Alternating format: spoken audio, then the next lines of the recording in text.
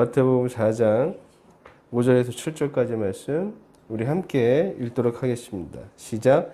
이에 마귀가 예수를 거룩한 성으로 데려가다가 성 꼭대기에 세우고 이르되 내가 만일 하나님의 아들이거든 뛰어내리라. 기록되었을 때 그가 너를 위하여 그의 사자들을 명하시리니 그들이 손으로 너를 받들어 발이 돌에 부딪히지 않게 하리로다 하였느니라. 예수께서 이르시되 또 기록되었을 때 주 너희 하나님을 시험하지 말라 하였느니라 하시니. 아멘. 말씀을 잘 우리 한번 하나님의 인도하심에 따라서 이스라엘 백성들이 400년 만에 이집트에 나올 수 있었습니다. 이걸 우리가 보통 출애굽 사건이라고 부르죠. 이집트에 노예로 살던 백성들이 하나님의 은혜로 노예에서 이제 벗어나서 그들 조상 아브라함에게 약속했던 하나님께 약속했던 가나안 땅으로 이제 백성들이 향하게 됩니다. 그런데 그들이 바로 가나안으로 들어간 것은 아니에요. 이집트를 탈출하고 이집트에 나와서 그 가나안 땅으로 들어가기까지 그 앞까지 이르기까지 한 2년 정도가 걸렸습니다. 원래는 그 이집트에서 이 약속의 땅 가나안은 북쪽에 있기 때문에 해안 도로로 따라 올라가게 되면 짧게는 일주일, 길게는 10일이면 갈 수가 있어요. 근데 하나님께서는 좀 밑으로 돌게 하셨죠. 홍해를 지나서 밑에 있는 시내산에 이르러서 광야로 나아가도록 하겠습니다. 여러 가지 이유가 있겠지만 일레 학자들은 그 해안도로가에 그 블레셋이라는 민족들이 살아서 자칫 이스라엘 백성들이 이집트에 나오자마자 전쟁을 치러야 되고 여러 가지 악조건이 있다 보니 안전한 길을 택했다라는 설도 있고, 아니면 시내산으로 이끄시기 위해서 밑으로 하나님께서 인도하셨다라는 해석도 있지만 정확한 건 알 수는 없습니다. 하나님께서 인도하셔서 아무튼 시내산으로 인도하셨고 시내산에서 십계명을 받고 그 다음에 다시 가나안 땅으로 이동하게 되죠. 이 여정이 한 2년 정도가 걸립니다. 이스라엘 백성들의 이 2년 동안의 광야 생활이 늘 좋았던 건 아니죠. 처음에 홍해도 앞을 막고 있었고 마실 물도 없었고 먹을 것도 떨어졌고 또 이 광야를 지나가다 보니까 이방인의 민족의 공격을 받기도 했고 또 시내산에서 금송아지를 모세가 십계명을 받으러 가는 그 40일 동안 그걸 기다리지 못해서 이스라엘 백성들이 금송아지를 만들었다가 수천 명의 사람이 죽기도 하였습니다. 하지만 대다수의 백성들은 그래도 2년 만에 무사히 가나안 앞까지 도착을 했습니다. 자, 이스라엘 백성들이 2년 만에 도착한 그 가나안 앞 지역의 이름이 가네스 바네아라는 지역이었어요. 이들이 가네스 바네아라는 지역에 딱 도착을 했어요. 바로 앞에가 가나안 땅입니다. 아주 멀게 돌아왔는데 고생 끝에 도착을 했어요. 모세가 가네스 바네아에서 잠시 머물게 되죠. 그리고 그곳에서 각 지파, 12지파에 각 한 사람씩을 대표를 한 명씩 선출을 해서 12명의 정탐꾼을 가나안 땅에 보내게 됩니다. 선출된 12명의 정탐꾼들이 40일 동안 가나안 땅을 다 이리저리 다 돌아보고 돌아오게 됩니다. 그리고 돌아온 이 정탐꾼들이 가나안에 관해서 보고를 하게 되는데 이들의 보고가 아주 돌이킬 수 없는 최악의 결과를 가져오게 됩니다. 12명의 정탐꾼 중에서 10명이 이렇게 보고를 합니다. 가나안 땅은 아주 훌륭한 땅이에요. 젖과 꿀이 흐르는 아주 훌륭한 땅입니다. 하지만 그 땅에 살고 있는 민족들을 보니까 너무나 강해서 우리가 이길 수가 없습니다. 그들과 우리를 비교해 보면 우리는 한낱 메뚜기 떼와에 지나지 않습니다. 이렇게 보고를 했던 거예요. 악평을 한 거죠. 반면에 그 12명의 정탐꾼 중에서 두 명의 정탐꾼이었던 갈렙과 여호와서는 이렇게 보고를 합니다. 민수기 14장 8절과 9절 말씀인데 제가 읽어드릴게요. 여호와께서 우리를 기뻐하시면 우리를 그 땅으로 인도하여 들이시고 그 땅을 우리에게 주시리라. 이는 과연 젖과 꿀이 흐르는 땅이니라. 다만 여호와를 거역하지는 말라. 또 그 땅의 백성을 두려워하지 말라. 그들은 우리의 먹이라. 그들은 보호자는 그들에게서 떠났고 여호와는 우리와 함께 하시느니라. 그들을 두려워하지 말라 하나. 자, 열매의 정탐꾼과는 다르게 그 땅에 대해서는 똑같이 평가를 해요. 적과 꿀은 흐르는 땅이다. 근데 열매의 정탐꾼은 우리는 그들의 싸움과 상대가 되지 못해 라고 말한 반면에 이 두 명의 갈렙과 여호수아는 아니다. 이미 그 땅은 하나님께서 우리에게 주신 땅이고 하나님 우리와 함께 하시기 때문에 하나님 우리에게 그 땅을 주실 거야. 두려워하지 말라라고 얘기합니다. 그런데 백성들은 이 두 명의 이야기를 듣지 않고 10명의 이야기를 듣고 어떻게 했냐면 이것이 참 큰 실수가 되는 건데, 자, 민수기 14장 10절 말씀에 온 회중이 그들을 돌로 치려 하는데 그때 여호와의 영광이 회막에서 이스라엘 모든 자손에게 나타나시니라. 어떻게 했냐면 돌로 그들을 쳐 죽이려고 했어요. 갈렙과 여호수아를. 자, 이 가데스 바네아의 사건이 왜 중요하냐? 하나님을 믿지 못한 사건이거든요. 이 사건으로 백성들이 40년을 광야에서 떠돌이 생활을 해야만 했고 그곳에서 다 죽게 됩니다. 정탐꾼이 40일을 돌아다녔잖아요. 그 1일을 1년으로 계산을 해서 40년을 광야 생활을만 해야만 했습니다. 그래서 여기까지 오기가 2년 걸렸죠. 앞으로는 이제 38년을 더 광야 생활을 하면서 중요한 건 광야 생활 속에서 출애굽한 모든 이스라엘 백성들이 다 죽게 됩니다. 나중에 가나안 땅으로 들어간 사람들은 가나안 땅에서 태어난 사람이거나 아니면 출애굽 당시에 어린아이, 성인이 되지 않았던 사람들만이 가나안 땅에 들어가게 되는 것이죠. 자, 이스라엘 백성이고 출애굽의 기적을 경험한 사람들이었지만 그들은 약속의 땅에 들어가지 못하고 광야에서 다 죽게 됩니다. 그 결정적인 사건이 바로 가데스 바네아의 사건이에요. 제가 설교를 시작하면서 이 가데스 바네아의 사건을 가지고 말씀을 시작한 이유는 내가 교회를 10년 다녔다. 내가 교회를 20년 다녔고, 아니 나는 모태 신앙이야. 아니 우리는 대대로 예수를 믿는 집안이고 교회를 다니는 사람들이야.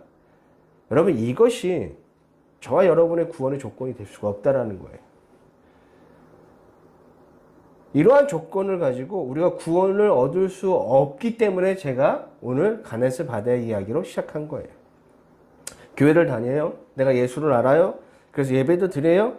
그리고 기도도 했습니다. 말씀도 듣고 배우기도 했습니다. 그리고 헌금도 드렸고 봉사도 하고 헌신도 했습니다. 그리고 말씀대로 살아가는 모습도 있었어요. 그런데 여러분, 이러한 행위가 저와 여러분에게 구원을 가져다 주는 것이 아니라는 거예요. 성경에서 구원은 오직 믿음을 통해서만 얻을 수가 있습니다. 불리한 상황 가운데 하나님을 믿은 두 사람, 갈렙과 여호수아만이 유일하게 약속의 땅에 들어가게 돼요. 하지만 믿지 않았던 백성들은 광야에서 전부 40년 동안 하나 둘 다 죽게 돼요. 그들이 다 죽고 난 뒤에 가나안 땅에 들어가는 거예요. 여러분, 이 사람들은 어떤 사람입니까? 출애굽의 기적을 직접 몸소 경험한 사람들이에요. 홍해의 기적을, 출애굽의 그 기적이 여러분 10가지의 재앙이 하루아침에 일어난 건 아니잖아요. 거의 학자들에 의하면 한 2년 가까이 동안에 그 기간 동안 벌어진 사건들이거든요. 2년 동안 하나님의 기적을 경험했어요. 그걸 가지고 출애굽을 했잖아요. 그리고 또 홍해가 갈라지는 경험을 직접 경험했습니다. 그리고 마라의 쓴물을 먹을 수 있는 물로 바꿔주시는 역사를 경험했고, 그 다음에 메추라기와 만나를 매일같이 공급하시는 하나님을 경험을 했지만 그들이 구원을 얻지 못했어요. 그들은 기적의 현장에 있었고 직접 그 기적들을 경험했고 매일같이 주시는 일용한 양식인 메추라기와 만나를 먹었지만 그들은 다 강해서 죽었다는 거예요. 약속의 땅으로는 들어가지 못했습니다. 이스라엘에는 공동체 안에서 40년을 같이 했지만 안타깝게도 가나안으로 들어가지 못하고 강해서 다 죽고 만 거예요. 이것이 의미하는 게 무엇인지를 우리가 잘 기억해야 돼요. 왜냐하면 교회가 여러분을 구원해 주지 않습니다. 교회가 우리를 구원해 줄 수도 없고 그럴 수도 없어요. 우리가 막 착각하는 게 있습니다. 남들은 각자의 여유를 막 즐기고 막 지금 우리는 막 주일날 이렇게 아침에 와서 예배를 드리는데 어떻게든 예배 드리려고 막 이런 것까지 찾아오는데 그래서 나는 이렇게 예배에 참여하는데 이게 믿는 게 아니냐라고 생각할 수 있지만 그 생각 자체가 믿음이라고 말할 수 없고 그 생각이 여러분을 구원해 주지 않습니다. 우리를 구원해 주는 건 오직 믿음뿐이에요. 그리고 여러분 믿음은 어떻게 생겨나냐면 성경에서 기록되기를 들음을 통해서 다시 말해서 말씀을 보고 들을 때 우리에게 믿음이 나타나는 거예요. 우리에게 찾아오는 거예요. 우리에게 믿음이 선물로 주어지는 겁니다. 자, 로마서 10장 17절 말씀에 그러므로 믿음은 들음에서 나며 들음은 그리스도의 말씀으로 말미암느니라. 아멘. 믿음은요, 오직 기록된 성경 말씀을 통해서 우리가 얻을 수가 있는 거예요. 여전히 기적을 통해 믿음을 얻을 수 있다고 생각하는 분들이 많이 계시는데 그건 착각이에요. 정말 잘못된 생각입니다. 성경에 여러분 기록된 역사적 사실을 비춰보면 기적을 통해 믿음을 얻은 사람들은 그리 많지 않습니다. 거의 없어요. 여러분 성경에서 이 66권 성경에서 기적이 많이 일어난 때가 3차례 있었습니다. 한 3차례가 정말 기적이 날마다 일어난 그런 순간들이었어요. 그때가 어느 때였냐면 조금 전에 우리가 살펴봤듯이 첫 번째 출애굽하고 이스라엘의 광야를 생활하던 그 시대에 기적들이 정말 많이 나타났습니다. 그 두 번째 시대는 어느 시대냐면 엘리야와 엘리사 시절에 기적들이 많이 나타났어요. 그리고 세 번째 시대는 예수님이 사역하던 시대. 이 시기에는 우리의 상상을 초월하는 많은 기적들이 막 일어나던 시절이에요. 그런데 여러분 한번 보십시오. 출애굽과 광야에서 온갖 기적을 경험했던 이스라엘 백성들은 가데스 바네아에서 하나님을 믿지 못해요. 이걸 반역의 사건으로 표현하거든요. 하나님께 반역해서 최악의 결과를 맞지 않아요. 또한 엘리야와 엘리사가 하나님의 능력으로 막 죽은 사람까지도 막 살리거든요. 그 사람들이 봤어요. 그럼에도 불구하고 그들은 여전히 바알을 우상 숭배를 해서 벗어나지 못했다는 거예요. 그런 놀라운 기적을 경험했음에도 불구하고 그리고 예수님께서 베푸신 수많은 기적들을 목격한 사람들이 다시 해야죠. 처음부터 다시 할까요? 기적의 시대를 경험했던 사람들을 보면 그 시대는 다 믿음이 별로 좋지 않았던 시대였어요. 그리고 기적을 통해서 사람들이 변화가 되지 않았습니다. 그렇게 출애굽한 백성들이 광야에서 그렇게 날마다 정말 기적과 같이 만나를 경험하고 메추라기를 먹고 그랬음에도 불구하고 그들은 변한 게 없어요. 엘리야, 엘리사 시대도 마찬가지고 예수님께서 예수님이 사역하시던 시대 예수님이 베푸신 그 놀라운 일들을 경험했음에도 불구하고 그들은 예수님을 못 박았잖아요. 십자가에 못 박았습니다. 기적은요, 사람을 변화시켜주지 못합니다. 오로지 우리에게 믿음을 가져다 주는 것은 오로지 말씀밖에 없습니다. 그래서 말씀을 들어야 되고, 말씀을 보셔야 되고, 말씀을 묵상하고, 말씀을 가지고 기도하는 방법 외에는 우리가 믿음을 얻을 방법이 없어요. 말씀을 통해 믿음이 저와 여러분에게 선물로 주어진다는 사실을 기억하셔야 됩니다. 자, 이건 알겠어요. 자, 믿음은 말씀을 통해서 온다는 사실을 너무나 잘 알겠어요. 그런데 한 가지 문제가 있습니다. 자, 지금 이 순간에도 수많은 교회에서 예배가 진행되고 있고 그 예배 속에서는 분명히 말씀이 선포되어질 겁니다. 그리고 여기 있는 분들도 교회를 다니는 연수를 따지면 뭐 적게는 20년에서 많게는 뭐 거의 4, 50년을 교회를 다니셨잖아요. 근데 내가 교회를 오래 했다고 해서 믿음이 생기는 건 아니거든요. 내가 교회를 그만큼 오래 다녔으면 그만큼 말씀을 많이 들었을 텐데 왜 믿음은 말씀을 통해서 우리에게 나타나는데 그렇게 많은 말씀을 들었음에도 불구하고 또 많은 말씀을 봤음에도 불구하고 믿음이 안 생기는 경우가 더 많다라는 거예요. 그게 뭘까? 말씀은 듣는데 믿음이 없어요. 말씀을 듣는데 믿음 없는 사람들이 차고 넘치는 시대에 우리가 살고 있는 거예요. 분명 말씀을 통해 믿음이 생기고 분명 말씀을 통해서 믿음이 우리에게 주어지는데 왜 말씀을 들음에도 믿음을 얻는 사람보다 믿음을 얻지 못하는 사람이 더 많을까? 그거 우리가 한번 생각해 봐야겠죠. 바로 오늘 우리가 읽었던 이 마태복음 4장 예수님이 받으신 이 마태의 기록에 의하면 예수님이 받으신 두 번째 유혹의 사건을 통해서 우리가 그걸 생각해 볼 수가 있는 거예요. 마귀가 유혹을 하죠. 예수님께 6절 말씀입니다. 6절 말씀 우리 한번 읽어보도록 하겠습니다. 시작. 6절 시작.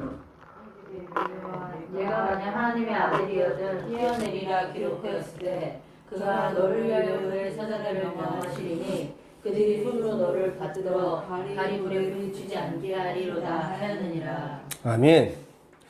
자, 6절 말씀을 보시면 기록되었다라는 단어가 등장하죠. 지금 마귀가 예수님을 유혹하는데 뭘 가지고 유혹하냐면 하나님의 말씀, 성경을 가지고 지금 유혹을 하고 있는 거예요. 마귀가 인용한 성경 말씀은 시편 91편 말씀입니다. 제가 읽어드릴게요. 시편 91편 11절과 12절 말씀. 이건 우리 한번 찾아볼까요? 좀 이따 우리가 다시 한번 살펴봐야 되니까. 시편 91편 11절과 12절 말씀이에요. 시편 어디인지 알아요? 구약에 있습니다. 정시은 학생. 아직 학생이 아니지? 자, 찾았어요? 시편 91편 11절과 12절 말씀이에요. 우리 한번 읽어보도록 하겠습니다. 시작. 그가 너를 위하여 그의 천사들을 명령하사 내 모든 길에 너를 지키게 하심이라. 그들이 그들의 손으로 너를 붙들어 발에 불이 부딪히지 아니하게 하리로다. 아멘. 자, 성경은 어떤 말씀입니까? 성경이라는 건 약속의 말씀이고 약속은 반드시 이루어집니다. 하나님의 약속은. 이루어지지 않는 게 없어요. 자, 그래서 오늘 마귀가 뭐라고 하냐면 하나님의 말씀대로 정말 그 말씀이 이루어지는지를 나에게 한번 보여줘봐. 나 이런 식으로 지금 예수님을 유혹하고 있는 거죠. 하나님의 말씀을 시험하고 있습니다. 근데 여러분, 오늘 읽었던 우리가 본문의 말씀 6절 말씀과 이 마귀가 인용해서 했던 6절 말씀과 우리가 조금 전에 읽었던 시편 91편 11절과 12절의 말씀을 보시면 약간의 차이가 있습니다. 자, 시편 91편 1절과 12절을 우리가 다시 한번 읽어볼게요. 자, 눈으로 한번 보세요. 제가 읽어드릴게요. 그가 너를 위하여 그의 천사를 명령하사 내 모든 길에서 너를 지키게 하심이라. 그들이 그들의 손으로 너를 붙들어 발에 돌이 부딪히지 아니하게 하리로다. 아멘. 이게 시편 말씀이에요. 그러면 이제 마귀가 했던 6절 말씀을 한번 읽어드릴게요. 자, 이르되 내가 만일 하나님의 아들이어든 뛰어내리라 기록되었으되. 자, 여기서부터 이제 성경 말씀을 인용하는 거예요. 그가 너를 위하여 그의 사자들을 명하시리니 그들이 손으로 너를 받들어 발에 돌이 부딪히지 않게 하리로다 하였느니라. 여러분, 지금 시편에 기록된 말씀과 마귀가 했던 말의 차이를 여러분 발견하셨습니까? 손으로 받들어. 손으로 받들어 하고요. 저기 시편에 나옵니다. 너를 받들어라는 단어가 나와요. 똑같은 말이에요. 손으로 똑같이 나오고 있어요. 91절에 또 91절에도.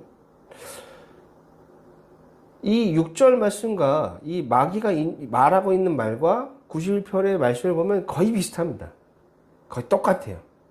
근데 의도적으로 단어 하나를 뺍니다. 마귀가. 그 단어가 무엇이냐면 시편 91편에 있는데 6절에 넣는 단어, 그게 뭐냐면 내 모든 길에서 라는 단어예요. 마귀는 이 단어를 의도적으로 빼버리고 면서 지금 시편 91편 말씀을 인용하고 있는 거예요. 그럼 왜 도대체 이 마귀가 이 단어를 빼고 인용했을까? 이게 궁금하잖아요. 그렇죠? 이게 오늘 중요한 포인트거든요.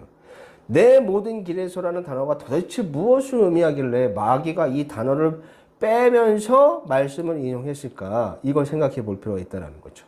왜냐하면 내 모든 길에서의 의미를 알아야 시편 91편의 전체 내용이 무엇을 의미하는지를 알 수가 있기 때문인 거예요.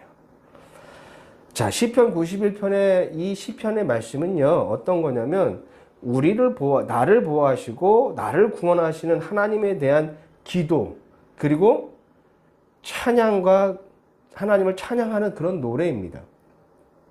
다시 말해서 시편 91편의 주제는요, 나를 구원하시는 하나님을 찬양하는 노래예요. 자, 여기서 나는 어떤 사람이냐? 자, 시편 91편 1절 말씀을 보면 이렇게 기록되어 있습니다. 지존자의 은밀한 곳에 거주하며 전능자의 그늘 아래 사는 자여. 자, 이 나라는 사람이 지금 어디에 거하는 사람이에요? 전능자의 그늘 안에 사는 사람인 거예요. 그리고 시편 91편 9절 말씀을 보면 내가 말하기를 여호와는 나의 피난처시라 하고 지존자를 너의 거처로 삼았으므로 라는 말씀이 나오는데, 이 나라는 사람이 지금 어떤 사람이냐면 지존자를, 하나님을 나의 거처로 삼는 사람이라는 거예요. 다시 말하면 하나님과 함께 동행하는 사람, 하나님의 나라 안에 사는 사람, 하나님의 통치를 인정하고 그분의 뜻을 이루는 사람, 그 사람이 91편에 나오는 나예요. 다시 말해서 이 말씀은 하나님을 믿는 사람이라는 거예요. 하나님을 믿어서 그분과 함께 동행하고, 하나님을 믿어서 하나님의 나라 안에 살고, 하나님을 믿어서 하나님의 통치를 인정하는 사람, 하나님을 믿는 사람인 거죠. 이런 의미로 생각하고 11절에 기록되어 있는 내 모든 길에서의 단어를 생각해보면 이 단어의 뜻은 이런 뜻이 됩니다. 내가 걸어가는 그 길, 내가 걷는 그 길, 그 길이 뭐예요? 믿음의 길이에요. 다시 하나님을 믿는 사람, 하나님을 믿는 그 길이란 뜻이에요. 좀 복잡할 수 있는데 아주 단순합니다. 쉽게 말하면 11절과 12절의 의미가 말하는 건 뭐냐면 하나님을 믿는 자가 구원을 얻는다는 거예요. 하나님을 믿는 그 길을 걷는 사람, 하나님을 믿는 그 길 위에 서 있는 사람, 그 사람은 하나님의 구원을 얻는다는 것이 바로 이 시편 91편의 말씀입니다. 그런데 마귀가 내 모든 길에서라는 단어를 빼버렸어요. 그럼 의미가 달라집니다. 그 의미를 빼버리면 누구나 다 구원을 얻을 수 있다는 의미로 바뀌어버리는 거예요. 내 모든 길에서. 하나님을 믿는 사람, 하나님을 믿는 그 길에서를 빼버리면 누구나 구원을 받을 수 있다는 거예요. 의미가 달라지죠. 단어 하나를 빼버림으로써 말씀의 의미가 완전히 바뀌어버리는 거예요. 구원을 해주는 건 맞는데 시편 91편은 하나님을 믿는 사람이 구원을 받는 건데 마귀는 그 단어를 빼버림으로써 모든 사람이 다 구원을 받는 것처럼 지금 말씀을 인용하고 있다는 것입니다. 여러분, 이스라엘 공동체가 구원의 조건이 아님을 제가 말씀을 시작하면서 얘기했습니다. 하나님의 행하신 기적이 나의 삶에 있다고 해서 그것이 여러분의 구원의 조건이 되지 못한다는 거예요. 하나님을 믿지 않으면 아무 소용이 없다는 것입니다. 여러분, 구원은 모두에게 구원의 길은 열렸지만 구원의 문으로 들어가는 사람은 오직 믿는 자만이 구원의 문으로 들어갈 수가 있는 겁니다. 마귀가 말씀을 인용을 하고 있으나 말씀에서 아주 중요한 단어를 의도적으로 제외하는 이 행위가 곧 뭐냐면 말씀을 왜곡하는 행위입니다. 그래서 하나님의 말씀인 것 같지만 하나님의 말씀이 아닌 거예요. 여러분, 우리가 수십 년 동안 말씀을 보고 또 들었고 그럼에도 불구하고 믿음을 얻지 못하는 이유는 바로 여기 있습니다. 말씀이 왜곡되었기 때문이에요. 말씀에 대한 왜곡은요, 두 가지로 나타납니다. 하나는 말씀을 왜곡된 말씀을 선포하는 사람들이 있고, 하나는 내가 말씀을 들을 때 그 말씀을 왜곡해서 받아들이는 경우가 있습니다. 그렇기 때문에 아무리 많은 말씀을 들어도 왜곡된 말씀을 들으면 믿음이 안 생기고, 말씀을 들어도 내가 왜곡하면 거기서 믿음이 생길 수가 없는 거예요. 자, 마귀가 하와를 유혹할 때 모습을 보면, 자, 마귀가 뱀을 통해서 하와를 유혹하죠. 창세기 3장 1절 말씀입니다. 자, 그런데 뱀은 여호와 하나님이 지으신 들 짐승 중에 가장 강교하니라. 뱀이 여자에게 물어 이르되 하나님이 참으로 너희에게 모든 동산 모든 나무의 열매를 먹지 말라 하시더냐. 여러분, 지금 마귀가 뱀을 통해서 하와에게 하나님의 말씀을 전할 때 어떻게 전하고 있습니까? 이 마귀는 하나님이 어떤 말씀을 하셨는지를 분명히 알고 있음에도 불구하고 의도적으로 뭐라고 표현하고 있냐면 모든 나무의 열매를 먹지 말라 하시더냐. 하나님의 말씀에 대해서 부정적인 생각을 가지도록 만들어 버립니다. 이에 자, 하와가 왜곡된 말씀을 들었는데, 자, 이에 하와가 어떻게 대답하는지를 보시면 2절과 3절 말씀입니다. 창세기 3장. 여자가 뱀에게 말하되 동산 나무의 열매를 우리가 먹을 수는 있으나, 자, 여기까지는 하나님의 말씀이에요. 근데 동산 중앙에 있는 나무의 열매는 하나님의 말씀에 너희는 먹지도 말고 만지지도 말라 너희가 죽을까 하노라 하셨느니라. 여러분, 여기서 중요한 건요, 먹지 말라라고 분명히 하나님께서 말씀하셨지만 만져서는 안 된다는 말씀은 하나님 없었거든요. 근데 부정적인 단어를 하와가 임의적으로 추가합니다. 왜냐하면 말씀이 지금 왜곡되고 있는 거예요. 마귀는 왜곡된 말씀을 선포하고 하와는 말씀을 왜곡시키고 있습니다. 왜곡된 말씀은 그냥 들으면 하나님의 말씀 같지만 하나님의 말씀이 아니에요. 왜냐하면 하나님께서 우리에게 하셨던 말씀, 그래서 성경에 기록된 말씀을 어떤 하나도 빼거나 더해서는 안 돼요. 우리는 말씀 있는 그대로 보고, 말씀 그대로 듣고, 말씀 그대로 선포하고, 말씀 그대로 묵상하면서 그 뜻이 무엇인지를 제대로 알려고 해야 됩니다. 그것이 믿는 자의 가장 중요한 자세인 거예요. 근데 왜곡된 말씀은 하나님의 말씀이 아니잖아요. 하나님의 말씀이 아닌 걸 통해서는 믿음이 나타날 수가 없는 겁니다. 그래서 말씀을 많이 들어도, 그래서 말씀을 많이 보아도 우리에게 믿음이 나타나지 않는 이유는 바로 왜곡된 말씀들이 너무나 많기 때문인 거예요. 자, 그럼 우리가 생각해 볼 필요가 있습니다. 우리에게 있는 성경은 똑같잖아요. 저와 여러분이 있는 성경은 똑같습니다.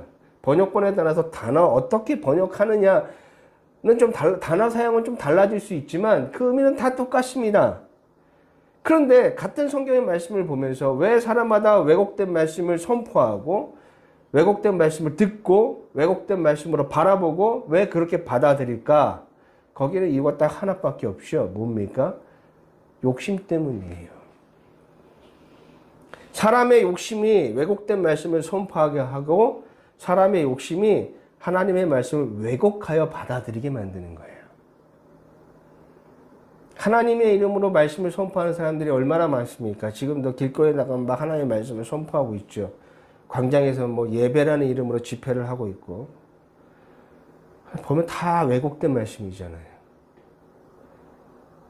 그 왜곡된 말씀은 하나님의 말씀처럼 듣고 있어요. 그 가운데 믿음은 절대로 있을 수가 없습니다. 설교자의 욕심이 말씀을 왜곡시켜버려요. 자신의 입맛대로 말씀을 해석하고 자신의 욕심을 하나님의 뜻으로 둔갑시켜서 말씀을 사람들에게 선포를 하죠. 다 왜곡된 말씀이 되는 거예요. 말씀을 듣고 보고 받아들이는 입장에서도 처제도 마찬가지입니다. 말씀을 있는 그대로 받아들이는 것이 아니라 자신의 욕심과 욕망으로 말씀을 이해하고 막 받아들여요. 그렇게 자기에게 적용을 합니다. 그래서 막 엉뚱한 식의 신앙생활을 하죠. 그건 신앙생활이 아니라 그냥 종교생활을 할 뿐이에요. 거기에는 믿음이라는 것이 없습니다. 여러분, 우리가 죄인이잖아요. 우리가 죄인일 때 하나님의 말씀을 들으면 어떤 현상이 나타나냐면 죄인에게 하나님의 말씀이 선포되어지면 하나님의 말씀이 매우 불편합니다. 그리고 그 말씀을 받아들이기가 너무나 어렵고 고통스러워요. 왜냐하면 죄가 있는 죄의 노예로 살아가는 인간들이 추구하는 모습과 삶의 모습과 가치와 하나님이 우리에게 말씀을 통해서 우리에게 제시해주고 있는 하나님의 나라의 가치가 완전히 다르기 때문이에요. 다르면 불편하잖아요. 다르면 고통스러울 수밖에 없어요. 다르니까 힘든 거예요. 한번 생각해 볼까요? 마태복음 5장 39절 말씀이에요. 제가 읽어드릴게요. 나는 너희에게 이르노니, 예수님이 하시는 말씀이에요. 악한 자를 대적하지 말라. 누구든지 내 오른뺨을 치거든 맨편도 돌려대며. 아멘. 가능합니까? 아니요. 당하고 사는 사람을 우리 사회에서는 호구라고 부릅니다. 호구는 어리숙한 사람이고 바보, 멍충이에요. 여러분, 내가 바보, 멍충이가 되고 싶은 사람이 있어요? 예수님이 그렇게 말씀하시잖아요. 우리는 당한 만큼 갚어 줘야만 한다라고 생각을 하고 있어요. 그래야 사람들이 나를 무시하지 않는다라고 생각합니다. 근데 예수님 말씀 우리에게 지금 호구되라고 말씀하고 있잖아요. 다음 말씀도 생각해 볼까요? 마태복음 5장 40절의 다음 말씀. 또 너를 고발하여 속옷을 가지고자 하는 자에게는 겉옷까지도 가지게 하며. 아멘. 이게 무슨 말씀이에요? 나의 것을 빼앗으려는 사람에게 빼앗기지 않으려고 노력하는 것이 아니라 더 많이 주래요. 여러분, 이게 이해되고 가능하십니까? 여러분, 억지로는 흉내는 낼 수 있겠죠. 한두 번은 억지로 흉내낼 수 있을 거예요, 여러분이. 하나님의 말씀이라고, 예수님 말씀이니까. 그런데 그 흉내낼 때 여러분 안에는 분노가 쌓일 겁니다. 화가 막 쌓일 거예요. 막 씩씩거리면서 하긴 해야 되니까. 근데 그 분노가 어느 순간 여러분을 무너뜨리고 말 겁니다. 더 말씀드려볼까요? 결정찬 한번 날려드릴게요. 마태복음 5장 43절과 44절 말씀에 우리 한번 읽어보도록 하겠습니다. 마태복음 5장 43절과 44절이에요. 함께 읽어보도록 하겠습니다. 시작. 네, 읽어주세요. 읽어주세요. 또 내 이웃을 사랑하고 내 원수를 미워하지 말라 하였다는 것을 너희가 들었으나 나는 너희에게 이르노니 너희 원수를 사랑하며 너희를 박해하는 자들을 위하여 기도하라. 아멘.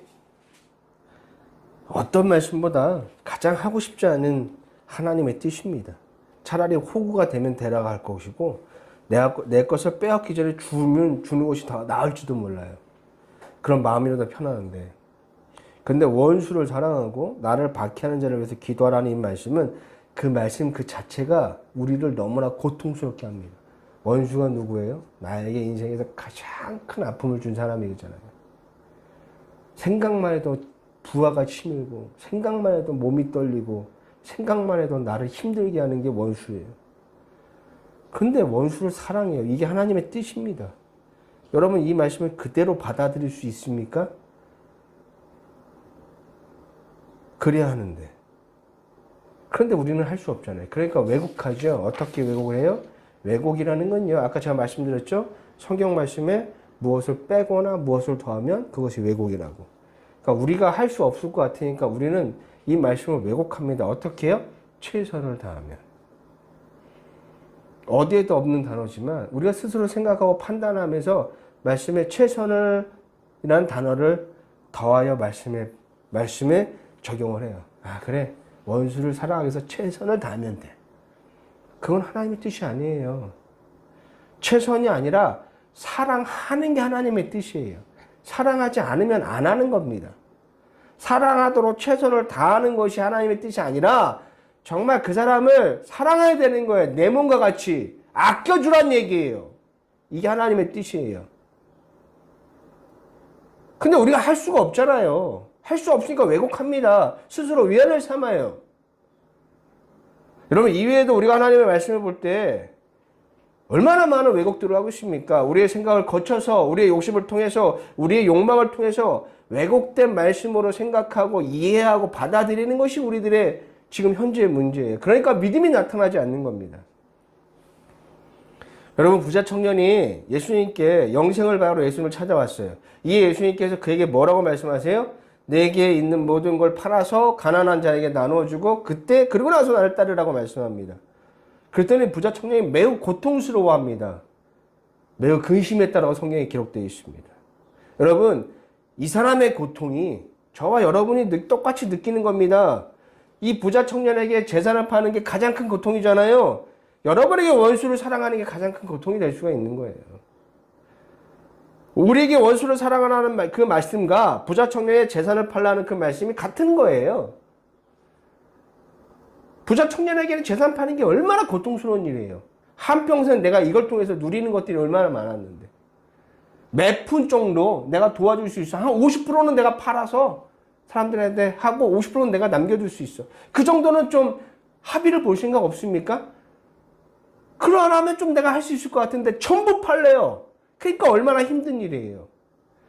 원수를 사랑은 하는데 아유 어찌됐든 최선을 다하기는 하면 돼. 그 말씀이 아닌 거예요. 내 몸과 같이 아껴주라는 거예요. 그게 하나님의 뜻입니다. 여러분, 지금 보면 예수님이요, 우리에게나 또 부자 청년에게 지금 하시는 말씀의 의도를 보면 뭘 얘기하고 있습니까? 할 수 없는 걸 말씀하고 계세요. 부자 청년은 절대로 재산을 다 팔 수 없습니다. 그러니까 근심한 거예요. 그리고 저와 여러분도 원수를 절대로 사랑할 수 없습니다. 그럼 왜 우리가 할 수 없는 것들을 말씀하고 계실까? 바로 그걸 통해서 저와 여러분이 어떤 존재인지를 바라보게 하시는 거예요. 깨닫게 만드시는 거예요. 너희가 얼마나 이기적인 존재고, 너희가 얼마나 무기력한 존재고, 너희가 얼마나 악한 존재이고, 너희가 얼마나 무능력한 존재인 것을 깨닫게 하시는 거예요. 왜냐하면 그 깨달음이 바로 믿음을 얻는 첫걸음이기 때문입니다. 자기의 무능력, 자기의 이 무기력을 깨닫는 것이 하나님을 향한 그 믿음이 얻는 첫 출발이 되는 거예요. 우리가 믿음의 조상이라고 하는 아브라함을 보시면, 아브라함이 하나님의 말씀을 듣고 본토 친척 아비의 집을 떠나서 가나안으로 들어갔습니다. 그런데 가나안에 들어가자마자 뭐가 찾아왔어요? 기근이 찾아오자 약속의 땅에서 벗어났습니다. 그래서 이집트로 갔어요. 최악을 피하기 위해서 이집트로 갔는데 거기서 또 다른 최악을 만나죠. 왜? 아내를 빼앗기는 최악을 만나게 됩니다. 아브라함 스스로 할 수 있는 일, 감당할 수 있는 일, 감당할 수 없는 일, 해결할 수 없는 일이 연속적으로 막 아브라함 인생에 밝혀지는 거예요. 기근. 아브라함이 어떻게 해결할 수가 없잖아요. 철저하게 기근 앞에서 아브라함은 자기의 무능력을 보게 되는 거예요. 무기력함을 보게 됩니다. 그리고 기근을 피해간 이집트에서는 자기보다 힘센 사람들이 아내를 뺏어가요. 그런데도 힘없이 그냥 빼앗길 수밖에 없어요. 자기의 무기력한 무능력을 그 이집트에서 또 다시 경험하게 되는 거예요. 막 그 무기력을 경험하게 되는 사건의 연속들이 아브라함에게 벌어지는 거예요. 그러한 시간 속에서 아브라함이 할 수 있는 것이 뭐가 있어요? 아무것도 없었어요. 그럴 때 어떤 역사가 일어납니까? 하나님이 그를 그곳에서 건져주세요. 자신의 무기력과 무능력을 만났을 때 비로소 하나님의 구원의 역사가 시작되는 거거든요. 아직도 내가 믿을 만한 것이 있으면, 아직도 나에게 힘이 남아있으면 우리는 하나님을 믿을 수가 없습니다. 부자 청년에게 재산이 남아있으면 예수를 믿을 수가 없어요. 예수를 믿지 못하면 구원을 얻지 못하잖아요. 그렇기 때문에 이 부자 청년은요, 고민하고 괴로워하며 떠날 수밖에 없었던 거예요. 여러분, 우리가 말씀을 들을 때, 말씀을 볼 때 우리가 경험해야 되는 것은 바로 내가 할 수 없다는 것을 우리가 경험을 해야 되는 거예요. 부자 청년이 이렇게 예수님께서 재산을 팔아 하고 날 따라 했을 때 이 부자 청년이 예수님께 저는 할 수 없습니다, 예수님. 저는 할 수 없어요. 라고 했다라면 그는 어쩌면 그곳에서 예수님의 선물로 믿음을 받고 구원을 얻을 수도 있었을 거예요. 그러나 그는 고민하고 그냥 돌아가 버렸잖아요. 자기가 뭘 어떻게 해야 되는데 할 수 없다는 걸 깨닫고 그냥 돌아가 버린 거예요. 성경 말씀을 보면 볼수록 우리가 맞이하게 되는 건 하나밖에 없습니다. 저와 여러분의 무능력이에요. 무기력한 모습입니다. 이기적인 모습이고 죄 많은 모습인 거예요. 내가 얼마나 죄 가운데 여전히 살아가고 있는지, 내가 얼마나 할 수 있는 것이 아무것도 없다라는 것을 우리가 느끼게 되는 거예요. 여러분, 내가 무엇을 할 수가 있겠습니까? 내가 할 수 있는 것이 아무것도 없는 거예요. 그런데 우리의 왜곡된 시선은요, 성경을 우리가 보고 말씀을 듣고 묵상할 때 뭘 생각하냐면 내가 할 수 있다라고 생각합니다. 그게 왜곡된 시선이에요. 내가 무엇을 해야만 한다라고 생각하는 자체가 왜곡된 시선이라는 거예요.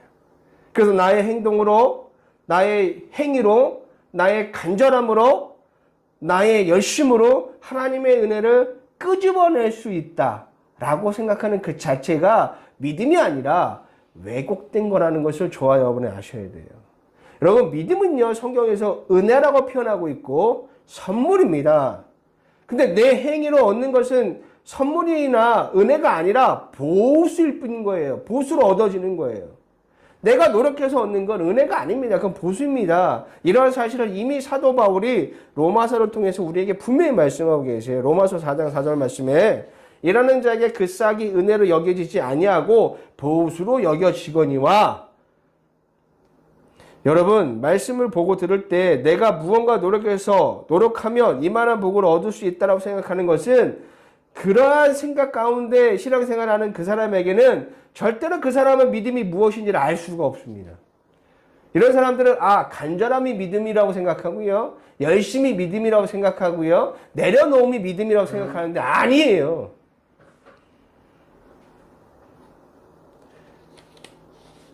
내 노력을 믿음으로 많은 사람들이 착각을 하는데 절대 그건 믿음이 아닙니다. 또 할 수 있다라고 또 노력하여 얻으라고 말씀을 선포하는 그 자체도 왜곡된 메시지예요. 많은 목회자들이, 설교자들이 얘기하잖아요. 이렇게 살면 하나님의 복이 옵니다. 이렇게 당신들 노력해야 됩니다. 이렇게 신앙생활을 해야 됩니다. 그러면 하나님의 은혜가 당신들에게 찾아옵니다. 여러분, 우리가 뭘 할 수 있겠습니까? 열심히 말씀들 잘 묵상해 보세요. 오늘 집에 가서 마태복음 5장 말씀, 6장 말씀, 7장 말씀을 한번 묵상하고 보고 또 보세요. 여러분이 할 수 있는 것이 뭐가 있는지. 아무것도 없습니다. 다 그 말씀들을 보면 우리를 그냥 무너뜨리는 말씀들 뿐이에요. 우리가 할 수 없다라는 걸 우리에게 철저하게 느끼게 하십니다. 모든 말씀을 다 떠나서라도 원수를 사랑하는 이 말씀 하나만으로도 우리는 무너지게 되어 있어요. 원수를 사랑합니다. 원수를 내 몸같이 사랑해라면 아멘 하면서 우리는 당장 내 앞에 끼어드는 차량 하나 또 용납을 못해요. 막 빵빵거리고 막 씩씩거리고 나와 정치적인 이념이 다르다고 싸우고 욕하고 폭력을 가는 게 우리의 모습이에요. 호구가 되고 싶지 않아서 더 많은 이익을 바라고 챙기고 얻기를 바라는 그런 마음이 가득한 것이 우리의 모습입니다. 우리가 무엇을 할 수 있겠습니까? 할 수 없습니다. 기도했다고 우리가 할 수 있는 사람이 됩니까? 아니에요. 여러분, 구원 얻지 못하고 믿음 없는 가운데 새 사람이 되지 못하고 거듭나지 못하면 아무리 많은 기도를 한다 할지라도 그 사람은요, 구원받은 사람이 아니에요. 믿음 있는 사람이 아닙니다. 돈을 아무리 내가 헌금이란 이름만으로 하나님이 아니라 교회에 갖다 바쳐도 거듭나지 않으면 아무 소용 없습니다. 여러분이 거듭나지 않은 가운데 여러분이 바치는 그 돈은요, 그러니까 여러분의 공동체의 리더의 배를 그냥 불릴 뿐인 거예요. 아무 소용없는 거예요. 하나님과 전혀 상관없습니다. 내가 삶에서 선행을 베풀어서 선행이 여러분을 구원시켜주는 게 아니에요. 거듭나지 않으면 그 사람도 아무 소용없습니다. 구원을 얻는 데는 아무런 조건이 될 수가 없습니다. 구원의 시작, 믿음의 시작은요, 내가 할 수 없다는 것을 깨닫는 것으로부터 시작이 되는 거예요. 그렇기 때문에 여러분들이 어떤 설교 말씀을 들을 때 이걸 생각해야 돼요. 어떤 목사님이 여러분에게 설교를 할 때 여러분 이렇게 할 수 있습니다라고 말하는 건 다 왜곡된 거예요. 할 수 없다라는 메시지를 전달해야죠. 그걸 깨달아야죠. 그래야 우리가 예수님을 만날 수가 있는 거예요. 할 수 있다? 거짓입니다. 할 수 없습니다. 여러분, 솔로몬의 1000번제가 왜 위대한지 아십니까? 그런 자신의 자기가 얼마나 부족하고 얼마나 연약한 존재인지를 깨달았어요. 그 부족함을 깨달아서 드렸던 제사가, 예배가 바로 1000번제예요. 노력이 아닌 거예요. 나의 부족함과 연약함을 깨닫고 하나님한테 도와달라고 했던 것이 바로 1000번제입니다. 그런데 이 시대의 1000번제는요, 노력으로 변해버렸잖아요. 행위가 돼버렸습니다. 이것이 말씀의 왜곡인 거예요. 내가 1000번을 드리면 하나님께서 나에게 뭔가 소원을 이뤄주시겠지? 이게 왜곡인 거예요. 그러니까 그렇게 많은 행위를 했음에도 불구하고 믿음에 대한 확신이 없는 겁니다. 믿음이 없으니까 확신도 못하는 거예요. 믿음이 있는데 확신하지 못한다? 그건 거짓입니다. 믿음을 얻는다는 것, 그래서 구원을 얻는다는 건 우리 일생에서 가장 놀라운 사건인 거예요. 여러분, 말씀을 있는 그대로 보고 듣고 받아들이시길 바라고, 그리고 그 말씀 앞에서 크게 절망하시길 바랍니다. 여러분들이 말씀을 제대로 보았고 제대로 들었다라면 여러분이 그 말씀 앞에서 경험할 수 있는 건 절망밖에 없어요. 그런데 놀라운 것은 그게 끝이 아니라는 거예요. 왜냐하면 내가 절망할 때 여러분을 일으켜 주시는 하나님의 은혜가 나타나는데 그것이 바로 구원인 거예요. 아브라함이 절망 가운데 있을 때 하나님이 그를 구원하셨던 것처럼. 바로 그것이 믿음의 시작이고 그 믿음을 통해서 우리가 구원을 얻게 되는 것입니다. 한 주간 저는 여러분들에게 이런 말씀을 드리고 싶어요. 말씀을 많이 보고 많이 묵상하시면서 많은 절망감을 경험하기를 간절히 소망한다고 말씀을 드리고 싶어요. 왜요? 그 절망을 통해서 우리가 하나님의 구원을 경험할 수 있기 때문이에요. 그 절망을 통해서 우리가 믿음을 얻고 그 절망을 통해서 구원을 얻기 때문입니다. 여러분, 예수님을 믿고 예수님을 믿는 믿음을 통해 믿음을 얻기를 간절히 소망하십시오. 그래서 그 믿음을 통해 여러분 모두가 구원을 얻기를 간절히 소망합니다. 하나님께서 그래서 하나님이 베푸신 구원의 은혜 가운데 여러분의 남은 인생들이 행복하기를 주님의 이름으로 간절히 바랍니다. 한 주간도 말씀을 통해 절망하십시오. 그리고 절망 가운데 이끄시는 하나님의 구원의 은혜를 여기 계신 모든 말씀, 방송을 통해 듣고 있는 모든 여러분들이 누리시기를 주님의 이름으로 간절히 축복합니다. 이 시간 우리 함께 말씀을 기억하면서 기도하도록 하겠습니다.